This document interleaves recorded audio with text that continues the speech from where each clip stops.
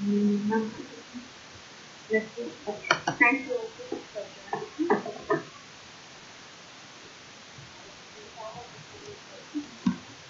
Om Namo Bhagavate Vasudevaya.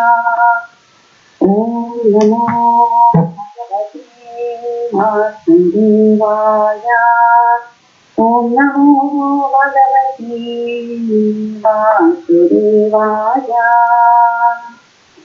So today we will be beginning our series on the Brihad-bhagavatamrita. So we will go through this work of Srila Sanatana Goswami, and this work is in two parts, two separate stories actually. And the entire work is so large, so we will do it slowly so that we cover all the important aspects of this book. Am I loud enough? Is everyone able to hear me? Mataji, can you be more loud, Mataji? It's a little bit low, Okay, now is it better? Yes, Mataji. Is it? Okay. So today we will be beginning our series on Brihad-bhagavatamrita, and this is a work by Srila Sanatana Goswami. So first of all, I want to say very honestly, I'm not really qualified to be reading this book, but this is just a humble attempt so that we can all together discuss this beautiful work of Srila Sanatana Goswami. I was requested by her Grace Kamudiki Mataji and Kirtida Sundari Mataji if we could do this series, and because of their encouragement, we have started the series. We will limit the classes to 45 minutes only per session. Again, this was on request, so that we have enough time for discussion. The rest of the 15 minutes, all of us can discuss, hear everyone's input and realization. So together, hope we can relish and appreciate this wonderful contribution of Srila Sanatana Goswami. So for this series, we will be using the book Brihad-bhagavatamrita. This is translated by Gopa Kumar and it is a BBT publication. I think it's many of you may be having it at home. It's a 3-volume book. Besides this, we will be using the very well put study guide given by His Holiness Bhakti Charu Maharaj. It's a very beautiful study guide which helps us go through the entire Bhagavatamrita, the Brihad-bhagavatamrita. We will also be following seminars given by His Holiness Bhakti Charu Maharaj. Very importantly, Bhakti Chaitanya Maharaj, which I will be following a lot, and Bhakti Vidya Purna Maharaj. There are also seminars by Kamal Krishna Goswami Maharaj, Gopi Paranadana Prabhu, and many other devotees who have given talks on this book. You can find many lectures on YouTube. So what I will be doing is, I will just be collaborating all the content and repeating whatever they have shared in their seminars. So I'll do the Mangalacharan and then we can get into more details.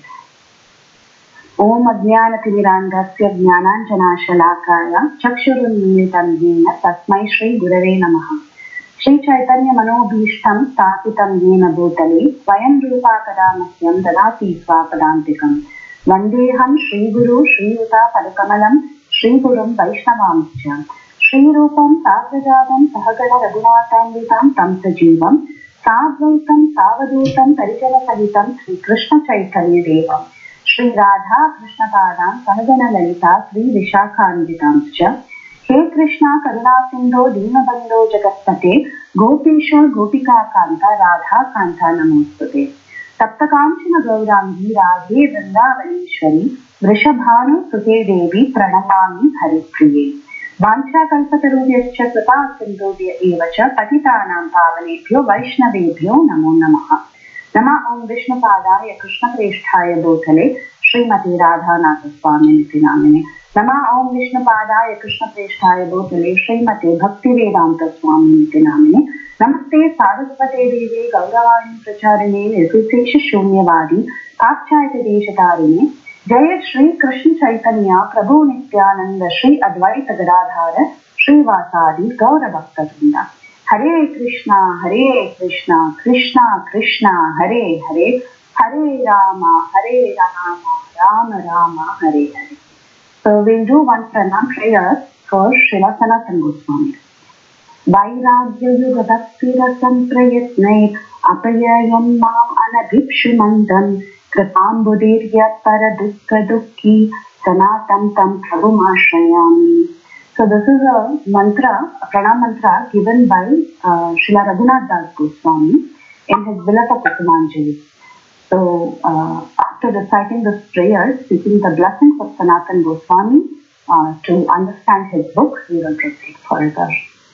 The translation of this pranam mantra is that I was willing to drink the nectar of bhakti rasa which is laced with renunciation. But Srila Sanatana Goswami, being an ocean of mercy, who cannot tolerate the sufferings of others, induced me to drink it. Therefore, I take shelter of Srila Sanatana Goswami as my Siksha Guru.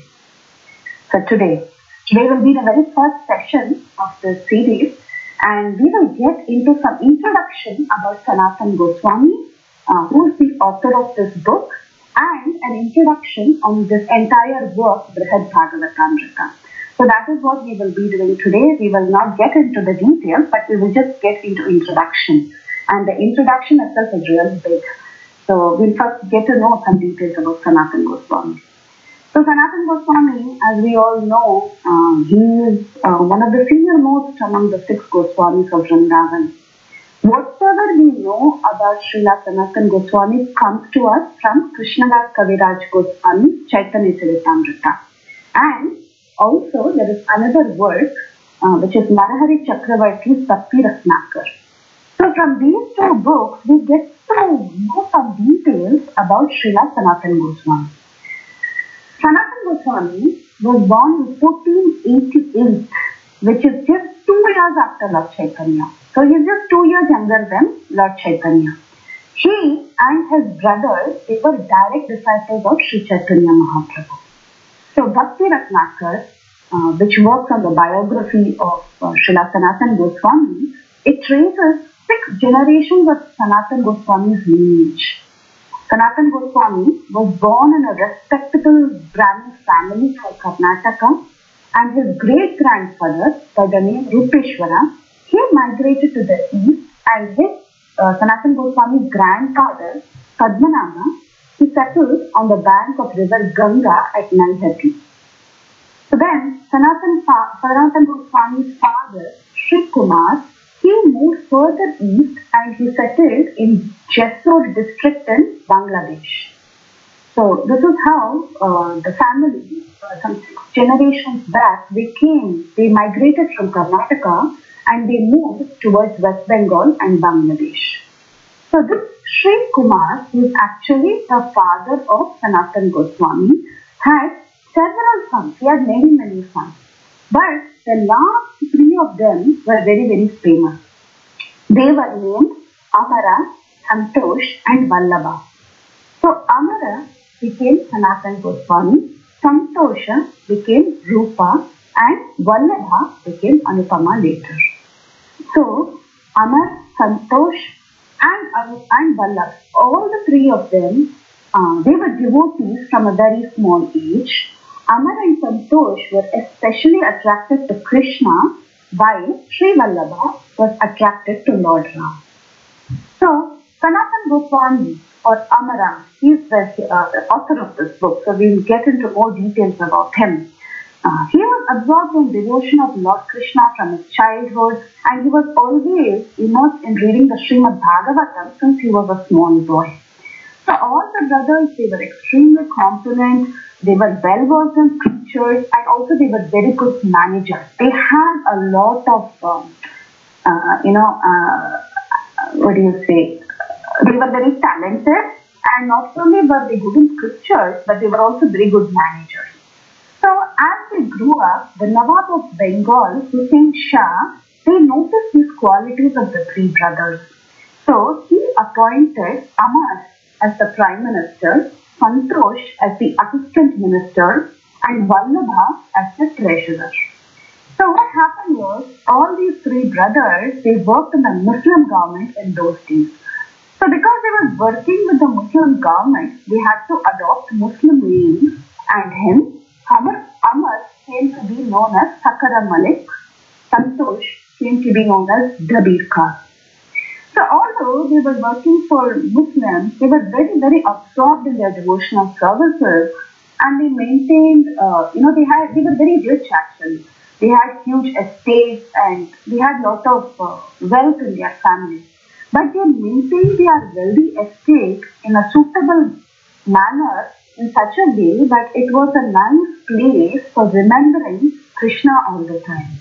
So they replicated the entire Vrindavan in the place that they were staying. So that's how they were maintaining their house so that they could remember Krishna all the time. Eventually, they heard about Lord Chaitanya. They heard about Lord Chaitanya, about his pastime, about his activity, and they were very enthusiastic to somehow or the other get an audience with Lord Chaitanya. So what they did is, they began to correspond through letters to Lord Chaitanya Mahaprabhu, and this went on for some time. And finally, they got an opportunity to meet Lord Chaitanya Mahaprabhu in a place called as Ramkeli. So, this happened after Lord Chaitanya Mahaprabhu took sannyas and he started traveling. So that's when we got an opportunity to meet them at a place called as Ramkeli. When they met Lord Chaitanya Mahaprabhu there in person, they received their respective names. So Sakara Malik was given the name Sanatan, Dabir caste was now named Rupa. So this is how they got their name from Sri Chaitanya Mahaprabhu. So there were three transitions. First we saw their names during the birth time. Then we saw their names when they were put to the Muslim garment. Then their names were changed by Lord Chaitanya Mahaprabhu and they received their new names as Sanatana Goswami, Rupa Goswami and Anupam. So these were the names that were changed after their meeting with Lord Chaitanya Mahaprabhu. So this meeting is actually described in great detail in Sri Chaitanya Charitamrita, and we have actually read these chapters in Madhya Leela already. So eventually what happened with Sanatana Goswami was that Sanatana Goswami, he lost interest in the work that he was doing for the government, and he also started applying for sick leave because he was so immersed in reading Srimad-Bhagavatam. He was so influenced by Chaitanya Mahaprabhu and he wanted to dedicate his life to devotional service. So what he used to do is he used to have ritual discourses in his house and he used to never turn up for government service. So he completely stopped showing up for work at one point. So the Nawab, he came to know about this. He came to know that Sanatana Goswami was actually not sick. He had stopped coming totally. And he figured out that Sanatana Goswami was perfectly fine, and he was having Krishna Katha in his house. But however, he would never come to work. So Sanatana Goswami was arrested by the Nawab. The Nawab caught him and put him in prison. He didn't want Sanatana Goswami to leave his government services. He didn't want Sanatana Goswami to escape from work. So somehow or the other, the Nawab wanted him to do government services. So what he did is, instead of just leaving Sanatana Goswami, he put him inside prison. So to make a very long story short, because we have heard about Sanatana Goswami, I'm going to reduce the content of the story. And ultimately, Sanatana Goswami, he escaped from prison by bribing the prisoner, and he ran away from prison and the prisoner let him. There's a story around how he managed to bribe the prisoner and he escaped. Then Sanatana Goswami went to Kashi or Banaras, where he met Lord Chaitanya again, and Lord Chaitanya instructed him on the aspects of pure devotional service. So that is what we are actually learning in the Sanatana Siksha chapters of Sri Chaitanya Charitamrita. So we are seeing this chapter about the science of devotional service that was instructed by Lord Chaitanya to Sanatana Goswami. That's where we are in Chaitanya Charitamrita during the rest of the day. This is the portion that we are covering. So Sanatana Goswami was instructed by Lord Chaitanya, and Lord Chaitanya empowered Sanatana Goswami to go and spread the Vaishnava teachings and write authoritative books in the Sampradaya. Not only that, he was also entrusted with the task of uncovering all the holy places in Vrindavan. So then, ultimately, Sanatana Goswami proceeded and he joined Rupa Goswami who had already reached Vrindavan. So while Sanatana Goswami was in Vrindavan, he authored many books, of which 4 are very important. So I will name these 4 books. One book that is very important is Hari Bhakti Vilas. So Hari Bhakti Vilas is a standard smriti or a handbook for devotional practices for the followers of Mahaprabhu.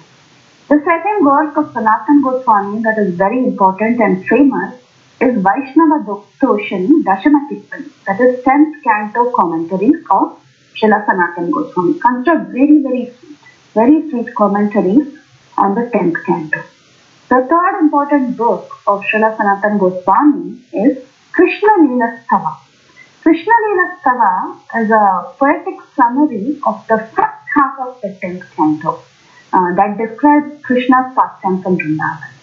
And the fourth major work of Srila Sanatana Goswami, which is considered extremely important, is Brihad-bhagavatamrita. So that is the book that we are talking about, and Brihad-bhagavatamrita is a set of 2 different stories. There are a total of 2,514 verses composed by Srila Sanatana Goswami, and as the name itself suggests, it presents the essential teachings of the Bhagavatam. So, Brihad means the great. Bhagavatamrita is the nectar of the Bhagavatam. So, let's see what Srila Prabhupada has to say about Brihad-bhagavatamrita. So, Prabhupada in Chaitanya Charitamrita, Adi Leela 5203, he remarks, Srila Sanatana Goswami Prabhu, the teacher of the science of devotional service, wrote several books, of which Brihad-bhagavatamrita is very famous. Anyone who wants to know about the subject matter of devotee, devotional service and Krishna must read this book. Sanatana Goswami also wrote a special commentary on the 10th canto of Srimad-Bhagavatam known as the Dashama Tippani, which is also excellent, and by reading that one can understand very deeply the pastimes of Krishna in his exchanging of loving activities. So in another purport to Sri Chaitanya Charitamrita and Antya-Leela, Prabhupada writes 481, he writes, Sri Chaitanya Mahaprabhu wanted to accomplish many purposes through the endeavors of Srila Sanatana Goswami. First, Sanatana Goswami compiled the book called as Brihad-bhagavatamrita to teach the people how to become devotees, execute devotional service and attain love of Krishna. Secondly, he compiled the Hari Bhakti Vilas, wherein he collected authoritative scriptural injunctions regarding how a Vaishnava should behave. Only by the endeavors of Srila Sanatana Goswami, all the lost places of pilgrimage in Vrindavan area were excavated. He established the Mother Mohan temple, the first deity in Vrindavan area, and by his personal behavior, he taught how one should act in the renounced order, completely devoted to the service of the Lord. By his personal example, he taught people how to stay in Vrindavan to execute devotional service. The principal mission of Sri Chaitanya Mahaprabhu was to preach Krishna consciousness. Mathura and Vrindavan are the abodes of Lord Krishna. Therefore, these 2 places are very dear to Sri Chaitanya Mahaprabhu, and he wanted to develop their glory through Sanatana Goswami. So this is the glory of Sanatana Goswami, and this is the glory of this book, Brihad-bhagavatamrita. Now, something about Brihad-bhagavatamrita which is very important for us to understand. We should understand that Brihad-bhagavatamrita, it is the essence of Srimad-Bhagavatam. So first of all, it is not a commentary on the Srimad-Bhagavatam, but it is a distilled essence. So Bhaktichara Maharaj, he describes this very nicely. He says, Srimad-Bhagavatam is actually Krishna himself. All of us agree, right? We have heard this many times. Srimad-Bhagavatam is nothing but Krishna himself. Bhagavatam has 12 cantos. The first and second canto, they represent the lotus feet of the Lord. The third and fourth canto, they talk about the thighs of the Lord. The fifth one represents abdomen. chest. 7th and 8th cantos represent arms of the Lord. 9th canto represents neck of the Lord. 10th is the smiling lotus-like face. The face is the 10th. The 11th is the forehead. And the 12th canto is the head of the Lord. So, this is what Srimad-Bhagavatam is all about. So, to really understand Krishna, you should understand Srimad-Bhagavatam. We all know this. Now, if someone asks you, which is the most important part of the person, or how do you actually recognize a person? If you ask that, obviously the answer is you recognize a person not by his thighs or not by his arms. You actually recognize a person by his face, right? The face is the actual identity of the Lord, and this face is revealed in the 10th canto. So the summum bonum or the ashraya, which is Krishna, is revealed in the 10th canto of the Srimad-Bhagavatam. Srimad-Bhagavatam establishes this identity of the Supreme Lord as Krishna. So in the 10th canto, when you see, you will understand who the Supreme Personality of Godhead is. Who is it? It is the Supreme Lord Krishna. So 10th canto gives revelation of the identity of the Lord. So in this Brihad-bhagavatamrita, Sanatana Goswami, he has systematically established the actual purpose of Srimad-Bhagavatam. That is, Krishna's Vrindavan Leela is glorified. So we know that there is Dwaraka Leela, Mathura Leela, Vraja Leela, all this we know. But we all also know that Vrindavan Leela is actually the highest. Vrindavan Krishna, he is the Supreme Personality of Godhead. So in Brihad-bhagavatamrita, Sanatana Goswami elaborates on that point. The Brihad-bhagavatamrita has two parts. The first part is Narada Muni's search for the greatest devotee of the Lord, and the second part is the journey of a boy known as Gopa Kumar, his journey back to the spiritual world, Golika. So, little background about this work. When Pariksit Maharaj was cursed by Srimati that he would leave his body in 7 days, he went to the bank of river Ganges and he was preparing there to leave his body. At that time, Shukadev Goswami came by and he instructed Pariksit. That instruction is Srimad-Bhagavatam. We know that. Now, upon hearing Srimad-Bhagavatam from Shukadev Goswami, Pariksit became very, very peaceful. He fixed up his mind on Krishna. He became very fearless of any material calamity. So at that time, when he was ready, he was all set to give up his body. At that time, his mother, Uttara Devi, she came to him and she asked her son, at this time when you are leaving your body, you have received so much instruction from Shukadev. So please tell me your understanding, the essence of whatever you have heard. Shukadev spoke for 7 days. So Uttara Devi, she went to Pariksit and she asked him to tell her the real instruction of what he had heard in 7 days from Shukadev Goswami. So just like how butter comes out from churning buttermilk or milk, and when you churn the ocean of milk, finally nectar comes out. Similarly, the essential nectar of what is there in Srimad-Bhagavatam is Brihad-bhagavatamrita. So Pariksit Maharaj narrates to his mother the stories which is actually the Brihad-bhagavatamrita. Now, Brihad-bhagavatamrita is actually the essence of the Srimad-Bhagavatam, and Bhagavatam had been narrated by Shukadev Goswami to Pariksit Maharaj. After hearing Srimad-Bhagavatam, Pariksit Maharaj noticed that his mother Uttara was sitting there and she was lamenting. She was shedding tears of pain because her son was about to leave his body, and naturally as a mother she was very, very aggrieved. And seeing this, Pariksit Maharaj consoled his mother and told her, why are you lamenting? I have received the topmost knowledge from my spiritual master and I have become completely free from fear and lamentation due to this body. So at that time, Uttara Devi, she saw how steady her son was, and then at that time she asked Pariksit Maharaj, please tell me everything that you have learned from the spiritual master. So then Pariksit Maharaj started to tell her that, I will tell you the essential nectar of what I had heard from Shukadev Goswami. So This narration of what Pariksit Maharaj told his mother is actually the Brihad-bhagavatamrita.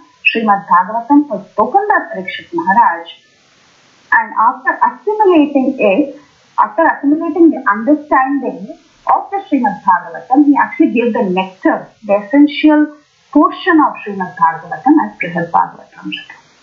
So one must not think that Brihad-bhagavatamrita is a fantasy or a cooked-up story or some kind of fiction novel. The Brihad-bhagavatamrita was written by Sanatana Goswami, and he admits in the book that he actually did not write it by himself out of his own imagination. He says that he simply held a pen and somebody else made him do the writing. And immediately he also admits who that person was who was making him write this book. It was the Lord himself, Lord Madan Mohan, his worshipable deity. It was Krishna who was making him write the Brihad-bhagavatamrita, and he admits that all that he was doing was just holding the pen. So Sanatana Goswami, he also gives us auto commentary for the Brihad-bhagavatamrita. So this is very unusual. If you are trying to write some fiction novel, you wouldn't be giving a commentary on it, right? So we should understand that the entire Brihad-bhagavatamrita was dictated by Lord Madan Mohan, and Sanatana Goswami just penned it down. So that's why he wrote a commentary, and he takes credit for the commentary, but he says the text itself was not written by me. It is a work of Madan Mohan. So that's why, because Sanatana Goswami felt that he needed to explain what Madan Mohan told him, he wrote a commentary called as Vilasini that's also embedded in the Brihad-bhagavatamrita. And Sanatana Goswami, he feels actually very bad in some places. He laments in the book, saying that, I have so much audacity. I'm writing this Brihad-bhagavatamrita. It deals with all the confidential aspects of all the devotees of Krishna. He said, how dare I can enter into Krishna's inner chamber, and how can I judge who is a greater devotee than the other, because that's what the book is about. It's going to talk about different devotees. So he's like, how do I have the audacity to actually judge devotees? Who am I to judge? How can I find faults and defects in devotional service of Krishna's eternal associates like Rukmini, Satyabhama, Uddhava, all of them? So it's not me, it's only the Lord, and I am just writing the work. So he makes this point very clearly again and again. So we should also understand that this is not his imagination. So however, the purpose of Brihad-bhagavatamrita is to give the essence of Srimad-Bhagavatam. There is another very important consideration. As the Srimad-Bhagavatam is the essence of the entire Vedas. The Vedas have been compared to a kalpa-vriksha, desire tree, and the ripened fruit of that desire tree is Srimad-Bhagavatam.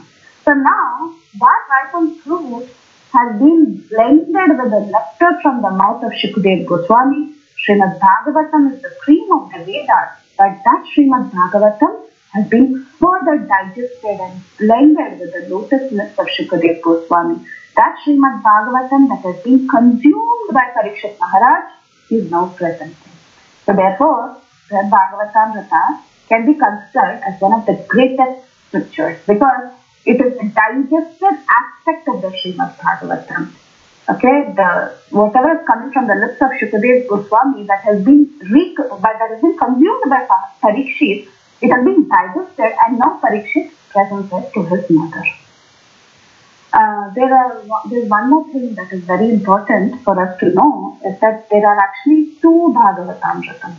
One is Brihad-bhagavatamrita and the other one is Laghu-bhagavatamrita. So, Laghu-bhagavatamrita, Laghu means light and concise. Brihad means large or great. So, Brihad-bhagavatamrita was written by Sanatana Goswami and Laghu-bhagavatamrita was written by Srila Rupa Goswami. In Laghu-bhagavatamrita, Rupa Goswami, what he did was, he collected some of the most important verses of Srimad-Bhagavatam in order to present the essence of Bhagavatam. However, in Brihad-bhagavatamrita, Sanatana Goswami narrates a story. He actually narrates two stories. Two stories of two things. Two parivajakas, that means two wandering things. So even though it sounds like a story, we understand that the Purana, see, if you see even Puranas, they are also in a story format. So we understand that though Brihad-bhagavatamrita is presented in a story format, these are actually not stories because scriptural descriptions are not stories but they are facts.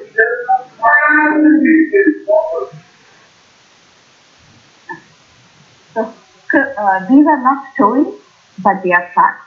And Srila Rupa Goswami also acknowledges this, and he talks about his indebtedness to his elder brother for this wonderful book of Brihad-bhagavatamrita, which actually serves as the inspiration for his book, Bhakti Rasamrita Sindhu. So, Rupa Goswami, in his, we have heard of Nectar of Devotion. Rupa Goswami, before he wrote the Nectar of Devotion, in his introduction, he first thanked his brother Sanatana Goswami for giving this book Brihad-bhagavatamrita. So, we can understand from this that this was one of the earliest books. Brihad-bhagavatamrita was one of the earliest books composed by our Goswamis, even before Bhakti Rasamrita Sindhu came out by Rupa Goswami. So, as I already mentioned, there are two parts in Brihad-bhagavatamrita. The first part, Narada Muni, he goes on a quest to find out who has received the most mercy from the Supreme Lord. So he visits various devotees, he talks with them, and then gradually with the discussion with various devotees, he gets directed up. He goes higher and higher, and then he meets some of the topmost devotees who are the recipients of the Lord's mercy. So the Lord is actually causeless. He gives mercy to everyone, but he gives mercy in a reciprocal sense. That's why there's this word, ye yada mam prapatyanti tam tataiva vajamyaham. That means, as you surrender unto me, I reciprocate accordingly. So we understand that all the devotees are important. All the devotees are very dear to the Lord. The Lord loves everyone. But still, there are some devotees who are considered topmost in that sense. In the sense that the reciprocal love is to a greater extent. So this is the first half of the book, the dealing of the first half of the book. In the second part, there is a journey of a cowherd boy called as Gopa Kumar. He goes from one place to the other. He travels to different places in the universe. He travels to different planetary systems. He interacts with various devotees. Sometimes he even interacts with various forms of the Lord. Like that, he moves on from one place to the other, and through his travels, he understands which is the highest abode of the Lord. So in both stories, the respective heroes, Narada and Gopa Kumar, they are going on a search. They are trying to explore the mystery of higher fulfillment. What is real selfless devotional service? So Narada, on one hand, he has a vast experience of this entire universe. Of course, we know this is the transcendental statement. So he's gone everywhere. He's got so much experience. He's also trying to find out. On the other hand, Gopa Kumar, he's a very naive, illiterate boy from a village. He's also trying to find out. So there are two different people, two different heroes in two different stories. Both of them are actually trying to find out the same thing. Okay? One is seeing who's the greatest recipient of the Lord's mercy.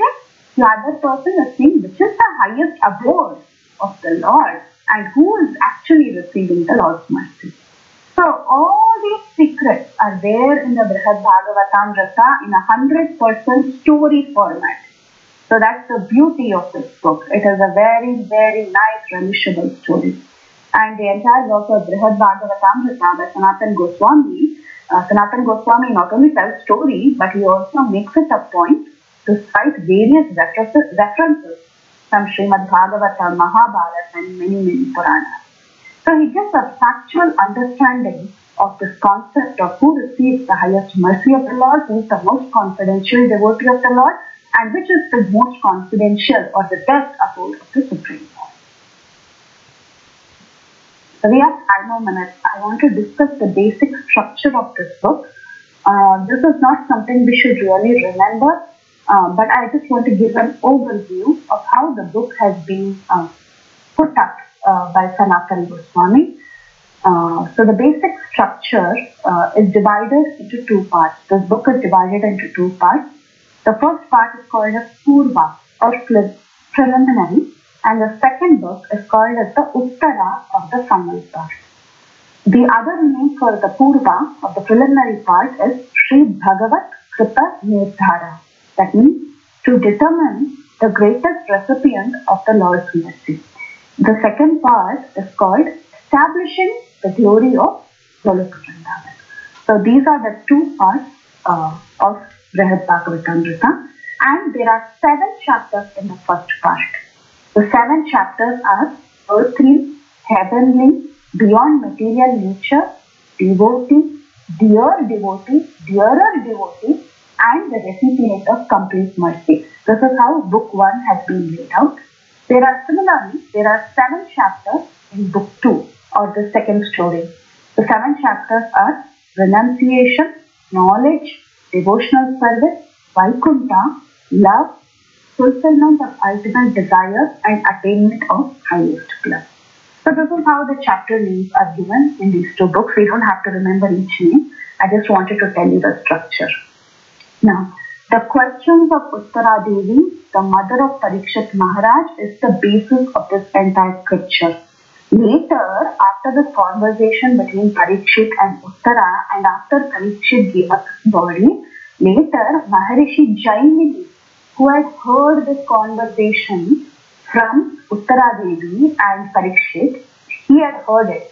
So this Jaimini Maharishi later narrated this story, the story of Brihad-bhagavatamrita, to Janamejaya, who is the son of Pariksit. Therefore, this can be considered to be a part of Mahabharata also. Okay, but it's not Vaishampayana's Mahabharata. It is Jaimini's version of Mahabharata. This is how the Acharyas have given us the authenticity of Brihad-bhagavatamrita. So in both parts, there is a Parivrajaka, that is a wandering person who describes his own experience while he's traveling to different parts of the universe. So the first part is Narada Muni, and the second part is the story of Gopa Kumar. So this is the Brihad-bhagavatamrita. This is only an introduction. So once we get into the work, we get into some real beautiful material stories. We'll understand what devotional service is. We'll understand how devotees reciprocate with the Lord. So, any realizations, comments, or you have anything to share, please go ahead. Thank you for your patient listening. Hare Krishna.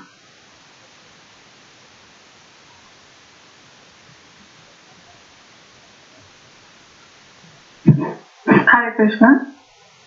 Hare Krishna. Let me, yeah, go ahead. Thank you so much, Mataji, for your beautiful preliminary narration of Srimad-Bhagavatamrita. It was really nice that how you laid down, that what's there in the book and how we have to approach and in what mood we have to approach.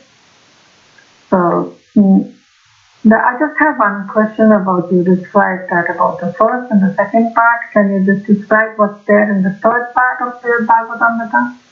Oh, there is no third part. There is only 2 parts. But when the book came out, the BBT book of Brihad-bhagavatamrita, if you have a copy, you will see that the entire book has been written in 3 sets of books. Like, no? Yeah, I have that here. Yeah, I have that. Yeah. So overall, the story-wise, there are only 2 stories, 2 parts. But it has been written down in a matter of 3 separate books. That's all. Oh, so that means there are only 40. I have, trust me, I have not even opened it. So it's both the books have 7 chapters each, right? Yeah. Okay. Yeah. Both the stories have 7 chapters each. Yeah. Mm-hmm.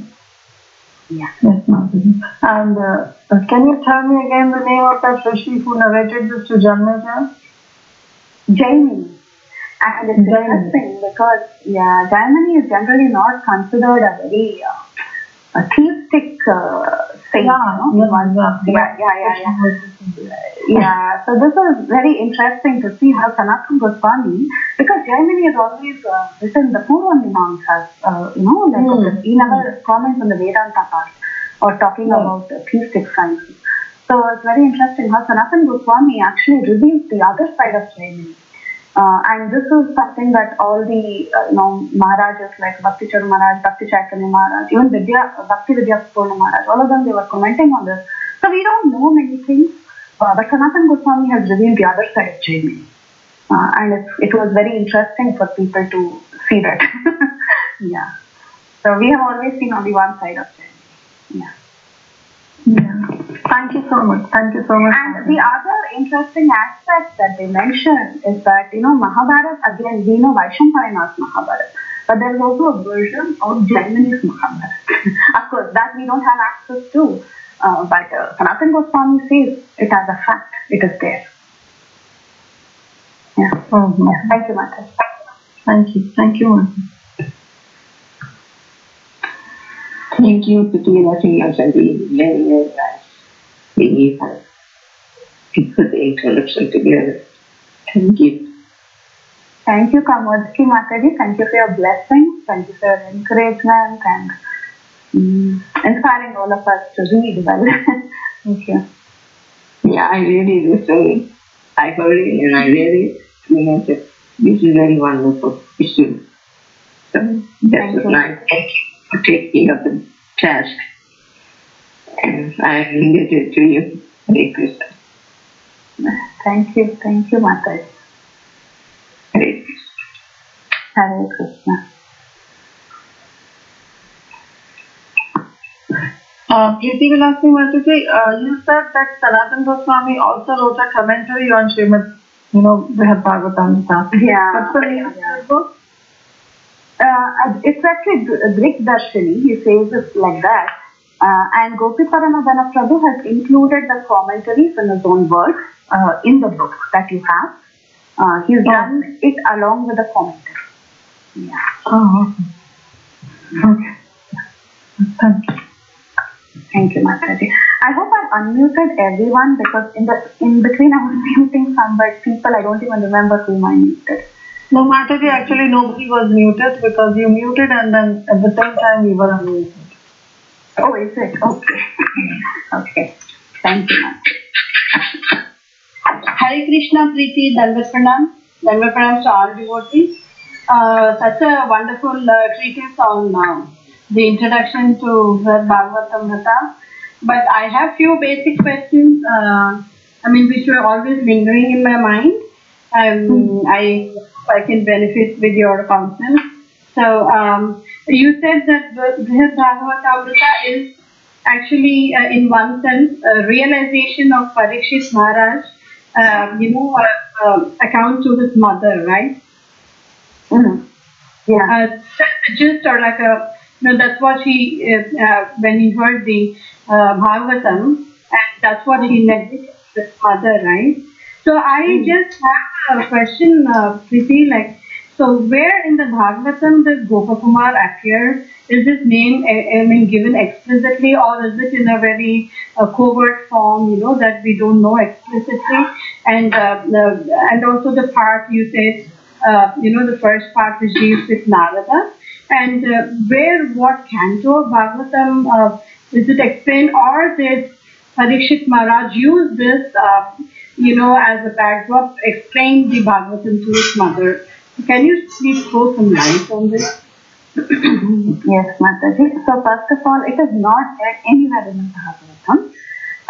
It is a distilled essence of the message of the Bhagavatam. So that has been put forth through a story which was approved by Mother Mohan and later sent down by Sanatana Goswami. Okay. So the story itself will not and does not appear in Srimad-Bhagavatam. Okay. This is the essence of the understanding of who Krishna is, what a devotee is, what are the different reciprocal loving relationships that a devotee has with Krishna, how the devotees are, what are the secrets of the devotees. So this was not really there in the Bhagavatam. The Bhagavatam was meant for a kind of audience. Okay, so many details were not described. But this is when Pariksit assimilated the Bhagavatam and he understood the essence, what is actually Shukadev trying to say, who Krishna is, what is a Bhakta, what is Dasi, who is Krishna. That's when it comes out as the Brihad-bhagavatamrita. And what was the other part of the question was? The other part of the question was again about you just explained me about Gopa Kumar. The same thing about Narada. You said the first part deals with Narada, Narada's. Yeah. So even the first part of the story is not there in the Srimad-Bhagavatam as it is. It is not there. But we should understand, we can even consider this as a separate scripture, because it was done at a separate time, independent of the Bhagavatam. Separate time in the sense it's completely independent of the Srimad-Bhagavatam in one sense, but it is actually the message of the Srimad-Bhagavatam. The storyline or the conversation is independent of the conversation that they had in the Bhagavatam. Make sense? Yeah. So would it be right for me to understand? I mean, so is Gopa Kumar, a character that Pariksit Maharaj introduced to explain his mother, or is he a fictional character in the story, or does Gopa Kumar is he a real devotee? I had this question too. Yes, Mataji, that's something that I was addressing, saying that we really don't take it as fiction. We understand that it is a real character, otherwise Madan Mohan wouldn't reveal it again to Sanatana Goswami. And Sanatana Goswami also makes that point. So, we don't really take it as a fictional character. We don't see it that way. We understand if Sanatana Goswami, has been given this information by Madan Mohan and he's written it down, we take it to be something real. So, are you meaning to say, Preethi, that when Pariksit narrated to his mother, it was Gopa Kumar, this is the exact same story, or the Lord Madan Mohan revealed this to Sanatana Goswami, that such a character, Gopa Kumar was there, such a devotee. So, it's the same story, Mataji, because in the beginning verses after Mangalacharan, you will see the context of the Brihad-bhagavatamrita, where Pariksit Maharaj and his mother are actually conversing in the beginning. And then Pariksit Maharaj says that this is a story that had happened, and he begins the story. So we understand it is the same story. Yes, there are many speculations where one can think it to be a fictional story, but still we accept this as real, because it has been come from, it's been authorized, come from, Sanatana Goswami, he goes to great lengths to say how the entire story had come about. He gives you a huge history. He says how after Shukadev Goswami had spoken to Pariksit Maharaj had digested it, and then it came out as from him to his mother. And then from there, Jaimini picked it up and went and told Janamejaya, and it was then passed down. It was lost for a while, and again Madan Mohan revealed it to Sanatana Goswami. So when we talk about Vyasadev's works also, we understand it is reality. When we talk about Purana, though it is a revelation to Vyasadeva with his meditation, or you can see many of the great rishis, when they pen down Puranas or when they write Itihasas, we understand in one sense, yes, it's a revelation to them, but it is a revelation by God and it happened. So the same mood we take Brihad-bhagavatamrita. Did that somehow answer you, Mataji? Yes, Preethi, your points were very nice, and of course there are certain differences when we read Puranas like Ramayana or Mahabharata, because we do have some references, in other scriptures to it also. So, like to say, and I also totally agree that this is not a fictitious piece of work. This, Gopa Kumar, a character that's been used to explain the philosophical concept there to his mother? That's what was my question. I mean, there's absolutely no question that this is an authentic piece of work by our acharyas, but my question is only about the characters depicted there in the story. I really didn't find anywhere that it was like, it's only a fiction story, like from what I heard from these people, in the sense the Maharaj who had given seminar, I'm sorry to say people, but from these people, from Maharajas who had given the seminar, they really didn't say that Gopa Kumar's story is being used to explain concept. They didn't make that statement, so I don't think it is that way. But again, I didn't hear anything like that so far. That it is a story that was used or to explain a concept. Maybe someone, I don't know, maybe, I know this is something that many people, even I have heard say that, but when I heard the seminars of these respectable people, they didn't say that it was a story that was used to explain something so far, as much as I have heard. Okay, Mata? Yes, thanks so much for clarifying. Really, that helps because I've heard, like you said, the other versions, and I've heard people even say, to an sorry to say this, but then I've even heard some people say, oh, Sanatana Goswami is actually Gopa Kumar and he is doing some, he's talking about himself. This is one statement I've heard from devotees, which was quite shocking. But none of the Maharajas who had given these seminars mentioned any imagination to this. They just said this is what it is, like this is the history, this is how it is. We don't take it as a fiction. That's all. That's the only comments I heard. Maybe this is all I know. Krishna Vilasini Mataji. Yes, ma'am.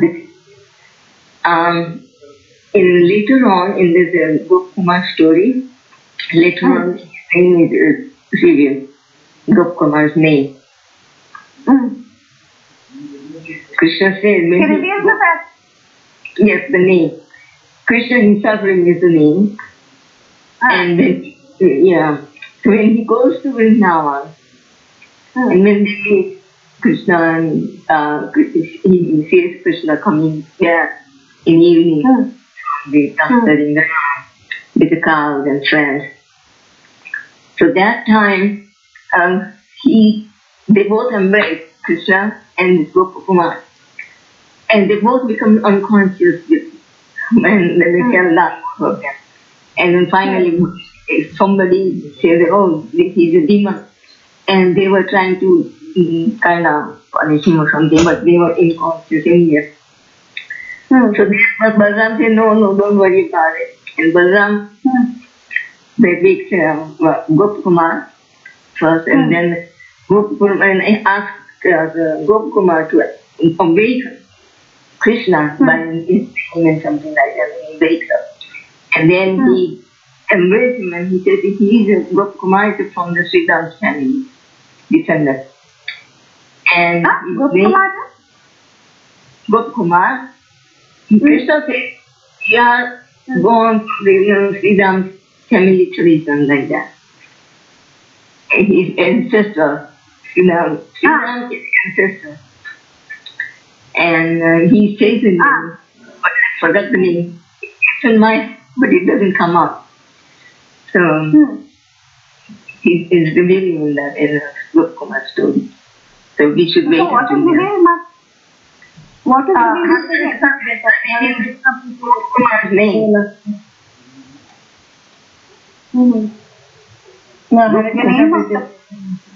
What Pamadati Mataji is saying is perfectly right.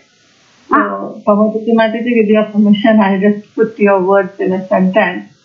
But, what she is saying is perfectly right. Even I heard when Guru Maharaj was giving the lecture, he was giving seminar. So, Gopa Kumar's story is not fiction, it's real. As Pamadati Mataji is saying, later on, it's been revealed that how when Gopa Kumar reached Goloka Vrindavan, Krishna felt unconscious and everybody thought that some demon again came and attacked. But it was Gopa Kumar and Balaram said, sacrifice everybody, that's not a demon. And then Krishna revealed that he's from a Sridham family, from ancestors. Okay, meaning? his friend Sridham, right? Yes, yes, yes. Yeah. So Gopa Kumar's name has been revealed that he is from a Sridham family. And he took so long to come here. And that's why seeing him, Krishna, actually just in a reciprocational state, Krishna felt unconscious because he was literally waiting for him to come back. So it is Sridham. Yeah, Sridham. And that's what, so that's what, but the story is real. And also Maharaj was telling that how, he was guided by his spiritual master, and even his spiritual master has to come back because, again, it's said, right, till the time that the disciple doesn't go home back to Godhead, even spiritual master has to come back. So even Gopa Kumar's spiritual master was, every time he was coming back, just to guide him. So I asked this question from Guru Maharaj that, how far this sentence is true. And then Guru Maharaj, he heard, he understood my intention, and I want to say that till the time I don't go back to Godhead, so you will also come back. So Maharaj just said, you don't worry about the spiritual master, just focus on your own family.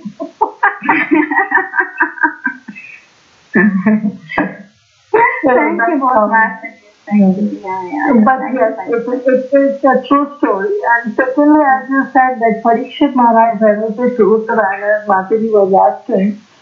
Actually, Pariksit Maharaj was already on the verge of, he was already on, basically, you can say, on a deathbed because it was just 7 days. And he heard Bhagavatam. So he doesn't have that whole time to narrate the whole Bhagavatam. Right? To Uttara, Mother Uttara. And secondly, as Prabhupada always used to say that on those days, especially the women, they were, for them, basically these Puranas and Itihasas are written. That means they have to be, explained everything in a story form. Story format, correct. Yeah. So he cannot give the whole philosophical understanding of Srimad-Bhagavatam, so he explained the whole philosophy in a story form, which was, as you said, later revealed by Madan Mohan to Sanatana. Yeah, very nice. Thank you both for describing the climax of the story. Thank you so much. Yeah. But don't think the picture is ended, okay? We are still waiting for it. No, that's what, one Maharaj was saying that this text, this Brihad-bhagavatam, because the way Sanatana Goswami has written it, that he reveals who the topmost devotee is in the first few verses itself. And he reveals that everything in the beginning itself, So they were giving this comparison. There are 2 types of writing a book. In one style, that you keep the suspense till the end, and then you reveal the suspense at the end. The other thing is you say, this is what it is. This is the suspense. Now hear how it happened. So that is the style of Sanatana Goswami's writing. So if you both have revealed the book, the end of the book, that is even better for us. Because we'll be looking forward to reading it very nicely. Thank you. Yeah. Thank you. Thank you. Hare Krishna. Thank you, Mataji. Hare Krishna. Hare Krishna, Mataji. Dhanut Pranam, Al-Khorish Krishna. Hare Krishna, Mataji. Thank you so much, Mataji. I don't know anything about the Brihad-bhagavatamrita. Just I heard that Gopa Kumar story, but you explained so nicely, Mataji. It's 2-part you were telling us. It is Brihad-bhagavatamrita. What it is in the 2-part you were telling, Mataji? One part is one story where Narada Muni, he goes from one devotee to the other to find out who is the greatest recipient of Krishna's mercy. That is one part. And then he finds out obvious answer is Gopis of Vrindavan, right?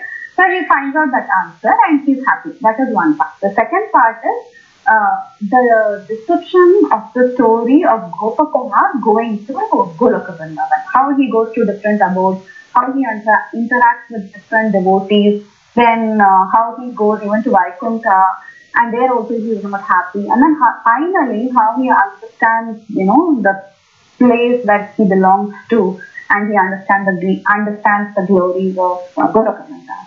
So there, what happened? Final scene is what Kamarki Mataji and Kitra Mataji were discussing. The final scene at the end of book 2.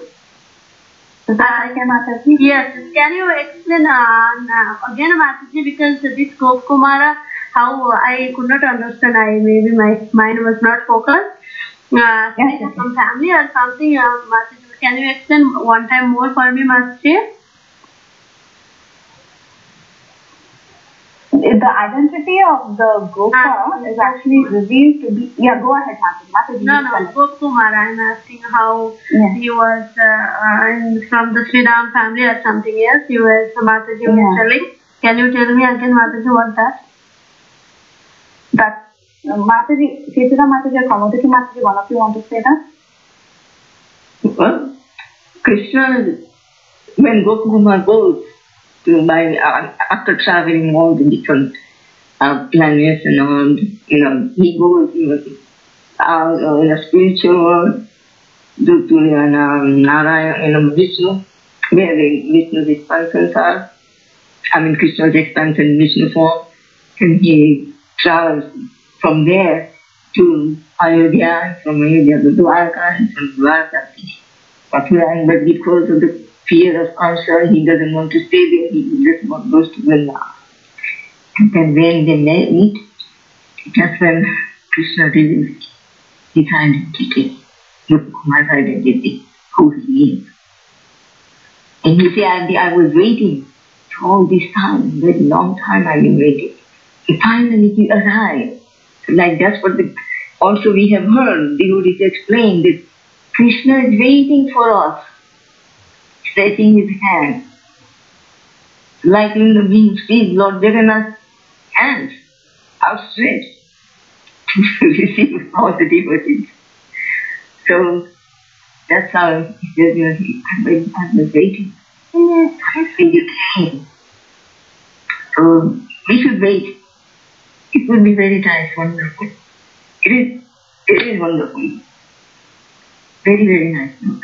Very nice story. It's a story, but it's actually many actual stories. Sometimes we say, I will tell you a story, and then sometimes we can say a story about something, this one, there was a king and then queen, and then this happened and that happened, like that. But this is a real story. So we should take it as it is, And Krishna, I don't know how it doesn't come the name of Gopa Kumar, but all throughout the story, he mentioned as Gopa Kumar, and then when he goes to there and meets Krishna, then Krishna gives his name. And he says that you are the bone of the Sri Ram family. So that's all. Yes, thank you so much, Madhuji. We should. It would be nice. I didn't want to say anything, but then it was just going on, then it was kind of fine. So I let you just say it. I wanted to hear, just relish hearing. That's very good. Bhagavatam Katha, Krishna Katha, devotee Katha. Nice to hear. When Prabhupada Katha, also I just like to hear Prabhupada. Very wonderful. Everybody's reading and they are saying that realization and reflects on it. It's very, very wonderful. Really.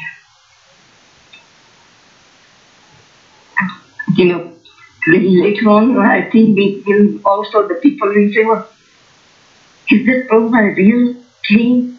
Is that a real person? Is this a real story about Prabhupada? It will happen.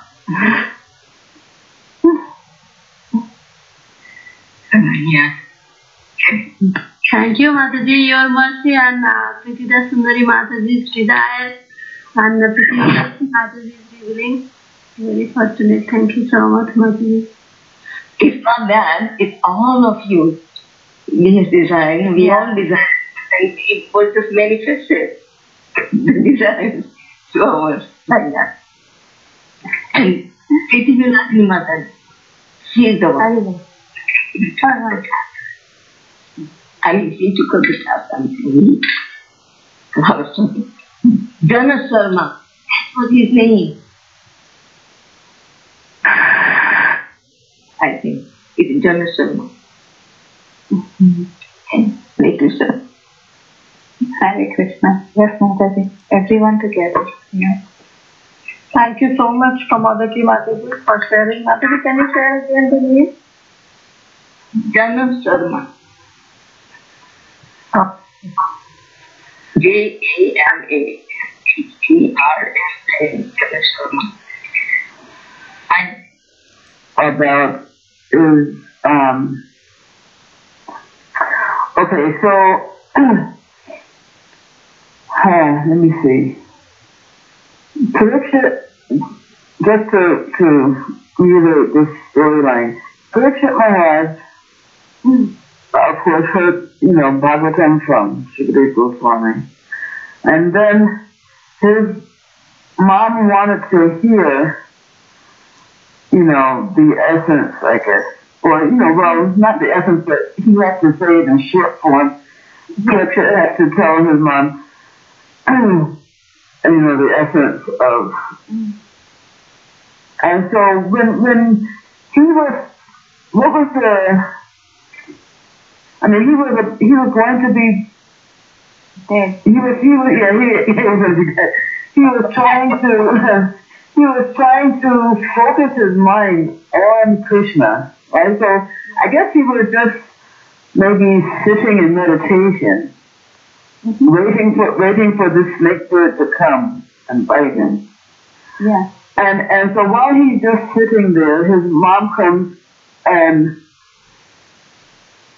she asks him to tell her she was nowhere in the audience at all, I guess, when Shukadev was telling the Bhagavatam. Yeah. Yes. She was not in the audience. And then last a few minutes before, the death, actually she comes there and Maharaj also explains that it's like expansion of time. Though, like we say, okay, the Bhagavad Gita, like in the middle of the war field, he gives those examples. Bhakti-Vyakul Maharaj gives those examples. He says, so which Maharaj? He said, which Maharaj is this thing? Bhakti-Vyakul Maharaj. Mayapur, the one who takes care of. Yeah. So he was. Now, I hope I'm saying it was him, or maybe it was Chaitanya Mahaprabhu, one of the two. Anyway, they gave this example of how Arjuna was, in the middle of the battlefield. Arjuna asked Krishna questions, and Krishna spoke the entire Bhagavad Gita. It was like almost on the verge of the battlefield when the battle is about to begin. So when this conversation was happening, there was some sense of an expansion of time factor on the situation. Between Arjuna and Krishna. So similarly, we understand that there was some kind of an expansion of time in the last minute before Pariksit gave up his body. That's how Maharaj explained the coming of Uttara and the conversation. Yeah. That's Bhakti Vidya Purna Maharaj explaining that. Yeah. He was explaining that, yeah. Okay, and then I guess while